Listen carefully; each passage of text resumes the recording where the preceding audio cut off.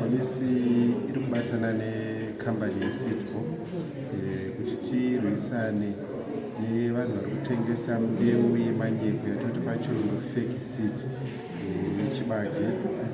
Zvataona zviri kuitika munzvimbo dzakasiyana siyana dzenyika. Tichitaura kudai kwabatwa mbeu yemanyepo inoita 7-8 tons inosvitsa mari inosvika $16,000 to $20,000. Saka tinokurudzira varimi kuti musatsotswe, musatenge mbeu pamukoti, musatenge mbeu isina kutengeswa nevanhu vakakodzera. Saka tinokurudzira kuti mangarai kumapurisa tisunge vanhu sezvataita pare zvino tabata vanhu vanoita 13 vachitarisira kuti vachaenda kumatare edzimhosva. Mbeu yese yatatora iyoyi yechitsotsi tabva taipisa.